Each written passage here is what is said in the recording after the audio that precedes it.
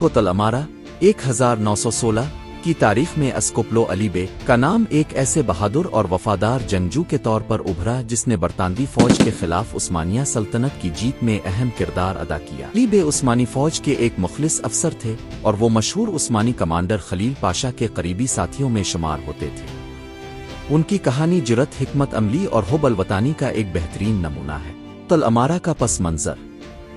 पहली जंग अजीम के दौरान बरतानवी अफवाज ने इराक पर कब्जा करने की कोशिश की ताकि वो बगदाद तक पहुंच सके। कोतल अमारा, जो अब मौजूदा इराक में है, के मकाम पर उस्मानी फौज ने बरतानवी जनरल टाउजन की फौज को चारों तरफ से घेर लिया। ये मुहासरा तकरीबन 147 दिन तक जारी रहा। अस्कोप्लो अली बे का किरदार। अली बे इस जंग में एची प्यादा रेजिमेंट के कमांडर थे, अहम दिफाई उहदे पर फाइज थे। की कहानी के चंद अहम पहलू दर्ज झैल हैं।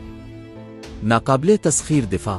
अली बे ने अपने दस्तों के साथ बरतानवी फौज के इन तमाम हमलों को नाकाम बनाया जो मुहासरा तोड़ने के लिए किए गए थे।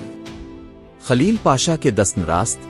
जब बरतानवी फौज ने रिश्वत देकर मुहासरा खत्म कराने की कोशिश की, तकरीबन 20 लाख पाउंड की पेशकश, तो अली बे इन अफसरान में शामिल थे जिन्होंने इस पेशकश को ठुकरा दिया और इज्जत के साथ लड़ने को तरजीह दी। हिकमत अमली। उन्होंने दरिया के किनारे और खंदकों में ऐसी दिफाई लाइन्स बनाई कि बरतानवी सप्लाई लाइन मुकम्मल तौर पर कट गई, जिसकी वजह से दुश्मन फाका कशी पर मजबूर हो गया। फतह और गिरफ्तारी। बिलाखिर 29 अप्रैल 1916 को बरतानवी फौज ने हथियार डाल दिए। अस्कोप्लो अली बे उन सफ़न अव्वल के अफसरान में शामिल थे जिन्होंने बरतानवी जनरल टाउजन को कैदी बनाने और उस्मानी परचम लहराने में हिस्सा लिया। तारीख में अस्कोप्लो अली बे को एक कहरमान हीरो माना जाता है।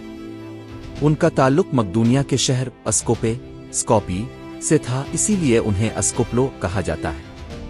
उनकी जिंदगी ये साबित करती है कि उस्मानिया सल्तनत के आखिरी अय्याम में भी ऐसे सिपाही मौजूद थे जिन्होंने अपनी जान की परवाह किए बगैर सल्तनत का दिफा किया।